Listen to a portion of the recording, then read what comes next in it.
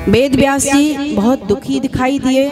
देवर्षि नारद जी से भेंट होती है और फिर नारद जी ने अपने पूर्व जन्म की कथा सुनाई।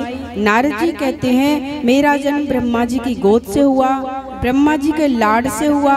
मेरे पिता ब्रह्मा ने 4 श्लोक मुझे दिए, मैं आपको देता हूँ, जिसे विस्तार पूर्वक करके आप व्याख्या करके लिखिए। व्यास जी ने भागवत की रचना की और वही भागवत अपने पुत्र श्री सुखदेव जी को सुनाई।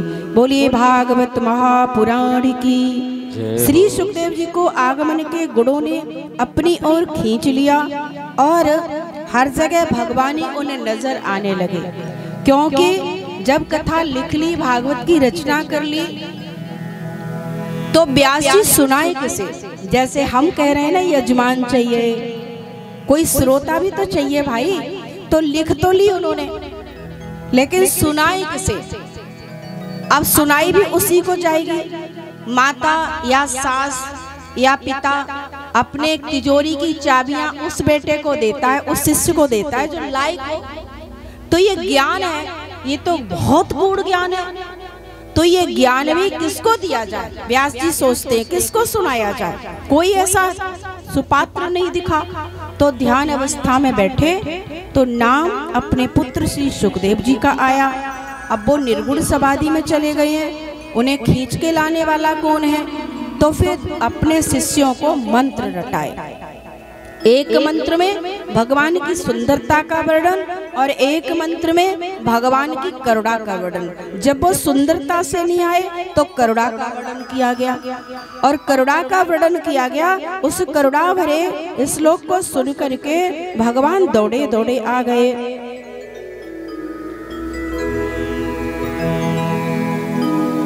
पिताजी पिताजी मैं श्लोक आज नहीं बोल रही हूँ, कल सुना दोगी, कोई बड़ा वो नहीं है, क्योंकि समय बहुत हो रहा है। पिताजी पिताजी मुझे कथा सुनाओ। और परीक्षा लेने के लिए इन्होंने काम क्रोध को जीता है कि नहीं, जनक महाराज जी के पास भेजा गया। कथा में पास हुए और फिर अपने यशस्वी पुत्र को व्यास महाराज जी ने वो पूरी कथा सुना दी। वही कथा श्री सुखदेव जी ने आगे चल करके परीक्षित को सुनाई, और वही कथा हम और आप, उसकी परंपरा चलती जा रही है, हम और आप सुन रहे हैं।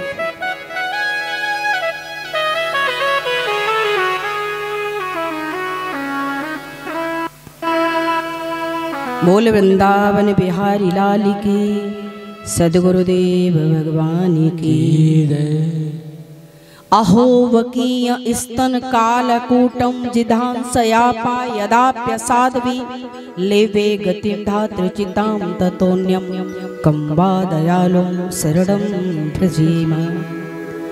पूतना जहर लगा करके मारने आई, फिर भी भगवान ने उस जहर भरे स्तनपान को करके भी पूतना को माता की गति दे दी। इसी श्लोक को सुन करके श्री सुखदेव जी निर्गुण समाधि छोड़ करके अपने पिताजी के पास आ गए। और उधर क्या हुआ? उधर परीक्षित महाराज का जब उत्तरा, अभिमन्यु की पत्नी है उत्तरा गर्भवती है, अश्वत्थामा उसको मारना चाह रहा है, द्वेष रखता है, मारना चाहता है। कथा सोचम कर दी, अश्वत्थामा मारना चाहता है, गर्भ को छोड़ूंगा नहीं।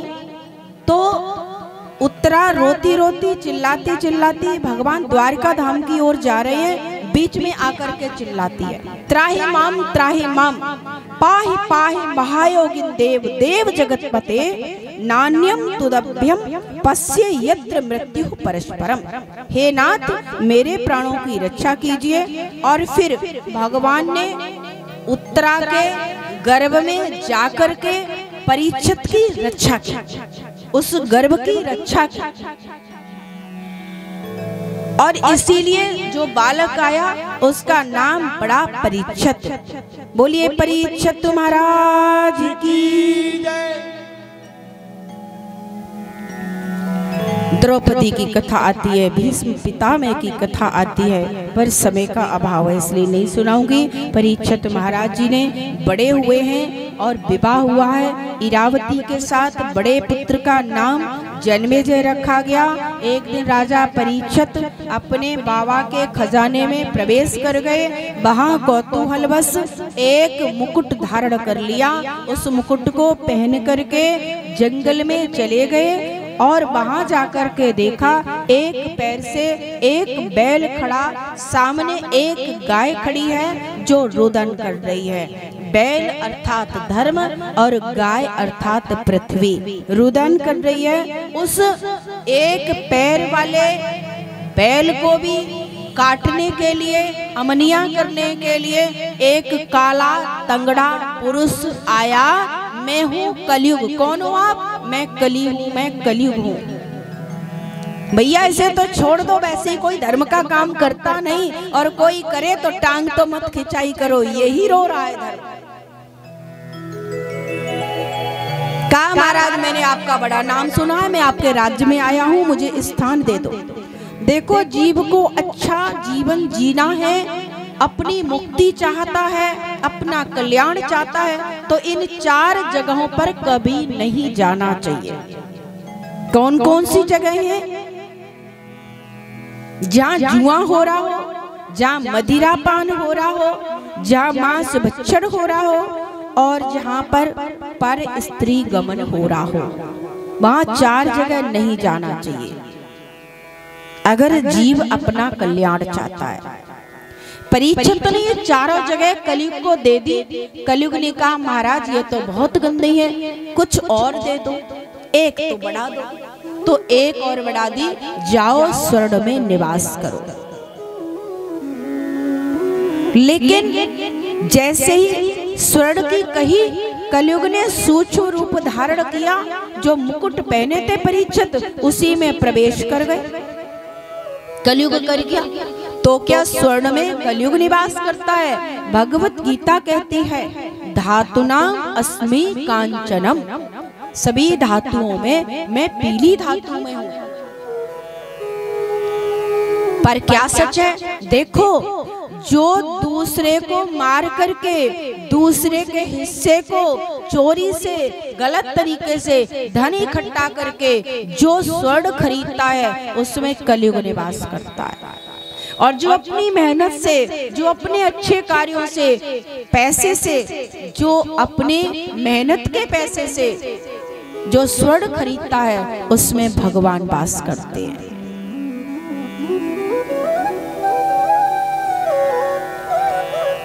अब सोने का वो मुकुट पहन के गए और वो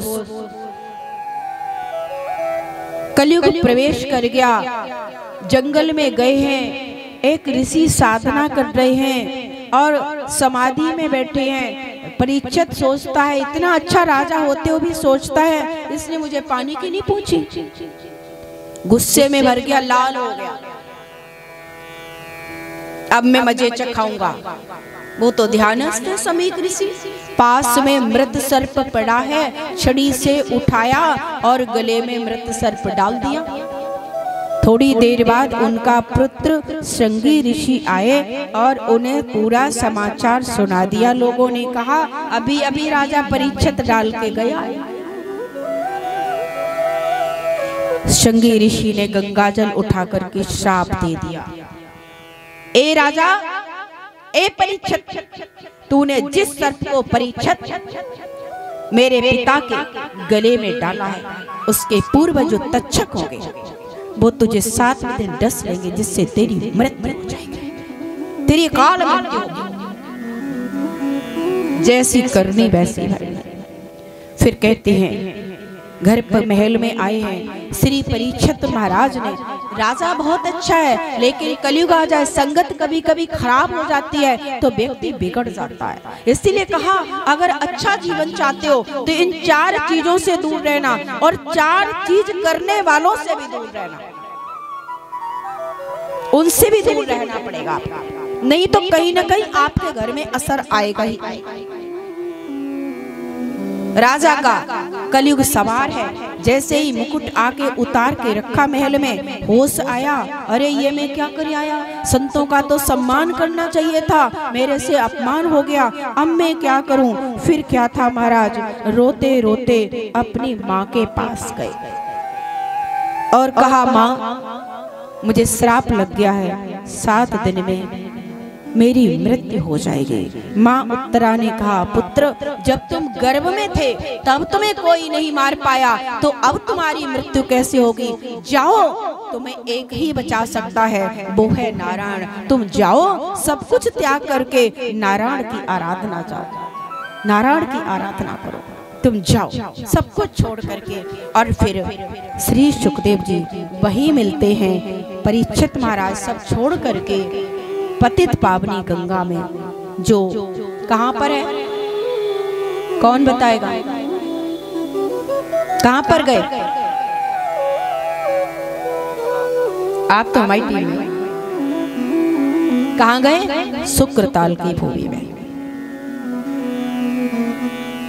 वहीं श्री सुखदेव जी आए और वहीं प्रश्न किया। वहीं श्री सुखदेव जी कहते हैं, प्रश्न क्या किया? जल्दी से मरने वाले को क्या करना चाहिए? श्री सुखदेव जी कहते हैं, जल्दी से मरने वाले को तो एक ही काम करना चाहिए, श्वास श्वास पर हरि भजी, व्यर्था श्वास न खोए, और ना जाने इस श्वास का आवत होए ना हो। बस इसी के साथ आज की कथा को विश्राम करेंगे और हरि संकीर्तन 1 मिनट सब लोग खड़े होके करें।